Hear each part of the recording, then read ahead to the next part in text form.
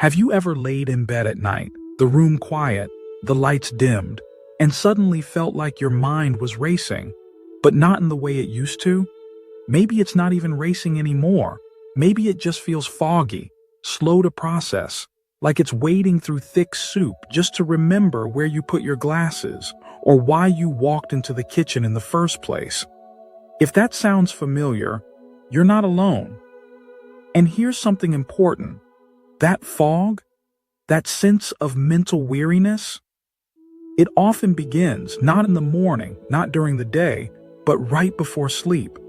Yes, the moments before we close our eyes at night hold surprising power over our brain's strength. And the truth is, there's one thing many people forget to do before bed that silently chips away at their mental clarity, memory, and even emotional balance. Forgetting it may seem small at first, but over time, it can make the difference between staying sharp or slowly fading. Tonight, before you go to bed, I want you to remember this one thing. Your brain is not a machine that shuts off like a light switch. It's more like a garden. And bedtime is when that garden either grows or withers. In this video, we're going to explore what that really means. We'll look at the little evening habits, just a few minutes long, that can protect your memory, boost your mental clarity, and even help you feel more at peace. Let's start with a simple question. When was the last time you really gave yourself a moment of stillness before bed? Not scrolling through your phone, not worrying about tomorrow, but just letting the mind settle? Most of us are so used to filling every minute with noise that we forget our brain craves quiet. Not just sleep, but a gentle transition into sleep.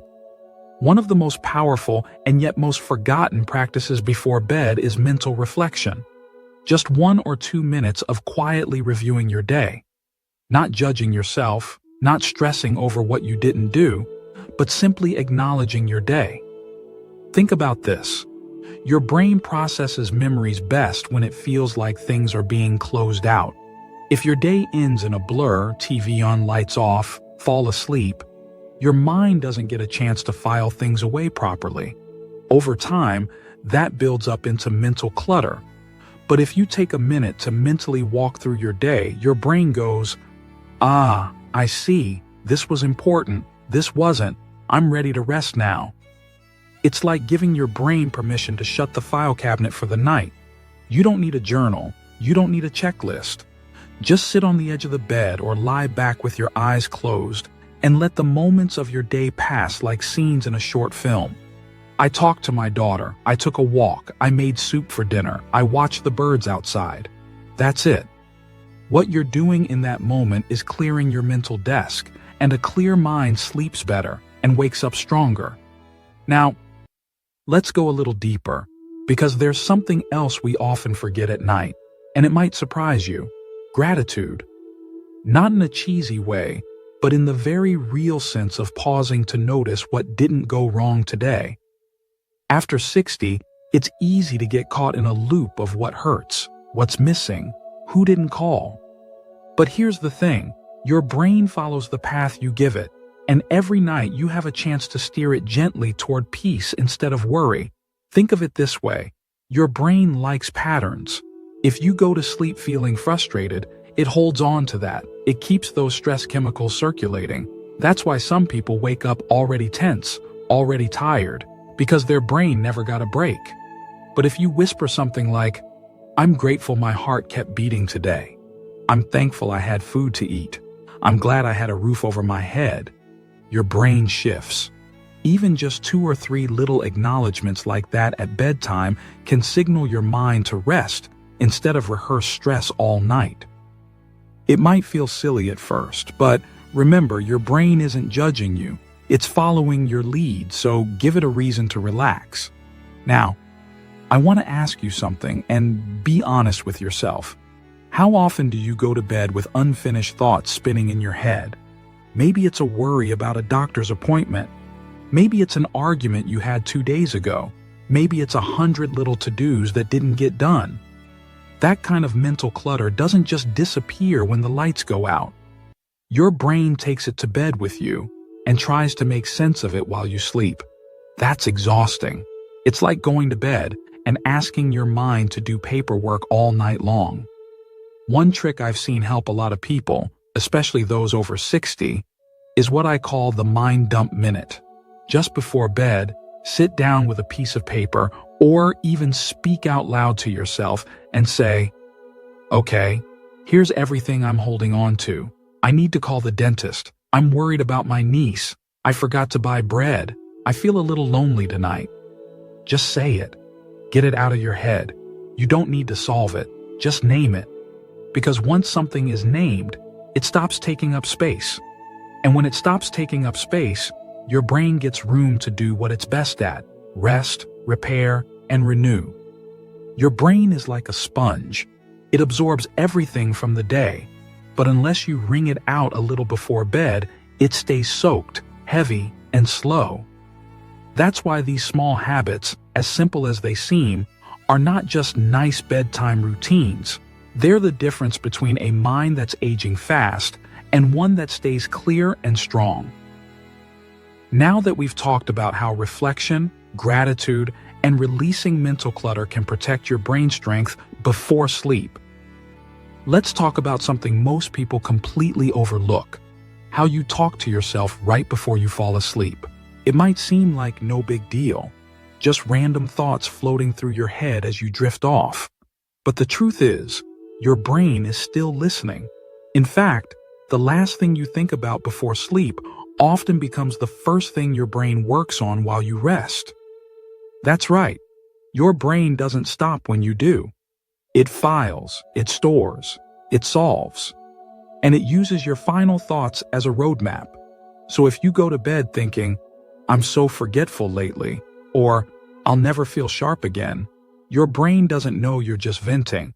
It takes that in and starts reinforcing it like it's a job you gave it, and over time, it gets better and better at doing what it thinks you want it to do, even if what you're feeding it is self-doubt or fear.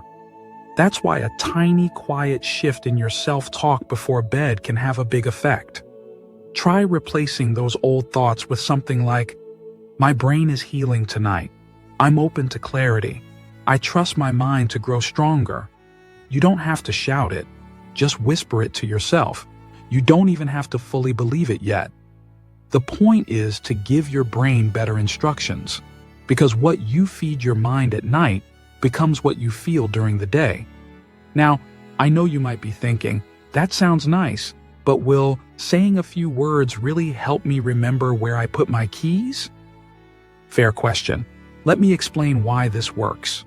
Your brain is filled with little messengers, chemicals that influence how you think, feel, and even remember. Things like dopamine, serotonin, and GABA. When you speak to yourself with kindness and calm before bed, your brain begins to produce more of these helpful chemicals. It's like telling your brain, "It's safe now, you can relax." And once it feels safe, it starts doing deeper repair work, memory consolidation, emotional processing, even physical healing. You don't need a fancy affirmation app. You don't need a meditation pillow. You just need you, your own voice, gently guiding your mind toward rest and recovery. And speaking of recovery, here's another crucial piece many people forget before bed: hydration. Now, I'm not saying you should gulp down a tall glass of water right before you lie down. That might send you running to the bathroom at 2 a.m. But what most folks don't realize is that a little bit of water, just a few sips, can actually help your brain perform better overnight.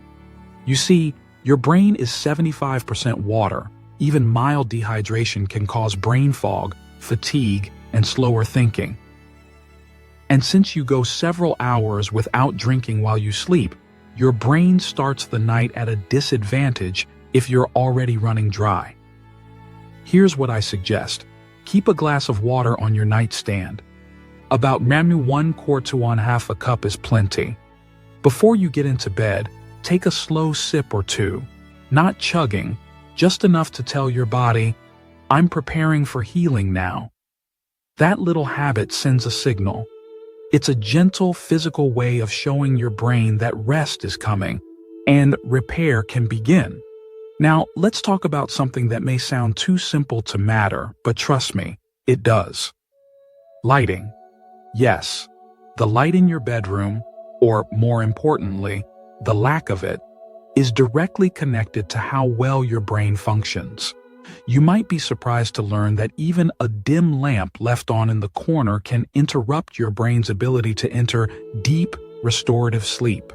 And when that deep sleep is disturbed, your memory suffers, your mood suffers.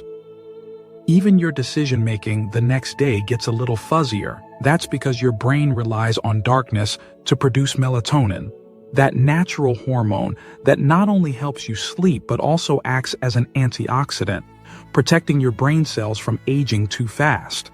If your bedroom is even slightly too bright at night, your melatonin production drops. Over time, that affects how clearly you think, how well you remember names, and how focused you feel. So what can you do? Start by making your bedroom as dark as possible. Turn off any unnecessary electronics that give off light, even those tiny blue or red dots on chargers and clocks. Consider using blackout curtains if street lights sneak in. And if you like a nightlight for safety, choose one with a red or amber glow instead of white or blue. It's gentler on your brain's sleep cycle. These may sound like small things, but when it comes to brain health, the small things are often the most powerful. Why? Because they're the things we do every day without thinking, and that's exactly where long-term change happens. And here's one more piece that ties it all together. It's not just about what you do before sleep, it's also about what you don't do. We live in a world where it's easy to take our phones to bed, to scroll, to check, to peek at one more thing. But your brain doesn't just read what's on the screen. It absorbs the stimulation. The bright light, the endless input, the emotional roller coaster of news or social media, all of it pushes your brain away from rest. If there's one habit that quietly chips away at brain strength more than almost anything else, it's ending the day overstimulated. So here's a gentle challenge. Try giving yourself a phone-free 30 minutes before bed. Instead of scrolling, let your brain breathe. Sit quietly. Listen to soft music. Take those sips of water. Reflect. Speak kindly to yourself. Dim the lights. Let your brain know the day is over and it's time to restore. Because your brain is still working for you, still growing, still rewiring, even at 60, 70, 80, and beyond. It just needs the right signals. And bedtime, that quiet moment before sleep, is when you have the power to send those signals clearly. Next, we'll continue building on this bedtime foundation and explore a few more things you can gently add to your nighttime routine to help your brain stay strong, clear, and sharp for years to come. And now that your bedroom is calm, your lights are dim, and your mind is no longer buzzing from a screen, this is where something truly powerful can happen. Let's talk about gratitude. Yes, that simple act of remembering what you're thankful for before bed isn't just a feel-good exercise. It's one of the most underrated brain-strengthening habits you can build, especially as you age. Studies have shown that people who reflect on gratitude before sleep experience deeper rest, improved memory recall, and even stronger emotional regulation the next day. Why? Because gratitude shifts your brain into a healing state. It reduces stress hormones, so your body doesn't go to sleep on edge.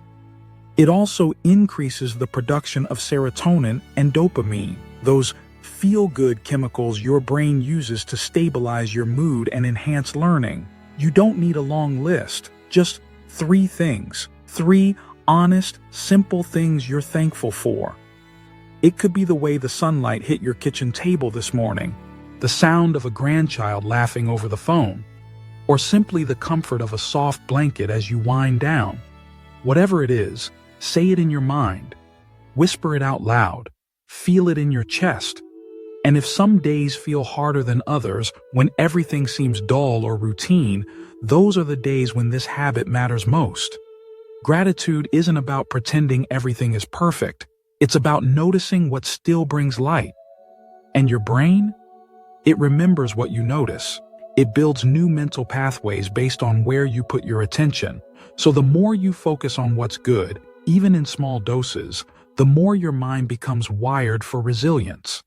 Now, here's something that may surprise you. One of the best ways to keep your brain strong is by giving it a break from constant thinking. And nighttime is the perfect opportunity for that. You see, we often carry around a suitcase of worries. Things we forgot to do, people we're concerned about, regrets that sneak in when the world goes quiet. And without realizing it, we drag all of that into bed with us. The problem is, your brain doesn't just set that suitcase aside, it opens it up and starts sorting through everything. But here's the thing. Most of the items in that mental suitcase can't be solved at 10 o'clock at night. So instead of solving them, your brain just keeps turning them over, keeping you restless and preventing the deep, restorative sleep you need for memory and cognitive health. That's why a simple brain dump before bed can be so freeing. Take out a notebook or even a scrap of paper and jot down anything that's on your mind. Not to fix it, just to release it. Write down things you want to remember tomorrow, worries you're carrying, thoughts that won't leave you alone. You're not solving anything right now. You're just moving it out of your head and onto the page. Think of it like handing your brain a to-do list and saying, "You don't have to hold this overnight. We'll deal with it in the morning." The act of writing clears mental clutter. And when the clutter is gone, your brain can finally do what it was built to do during sleep: heal, restore, and grow. And while we're talking about healing, I want to share something important, something often overlooked in conversations about brain health. It's not just about protecting memory. It's about protecting joy. Your mind is where joy begins. It's where curiosity lives. It's where laughter echoes long after the moment has passed. But joy requires energy.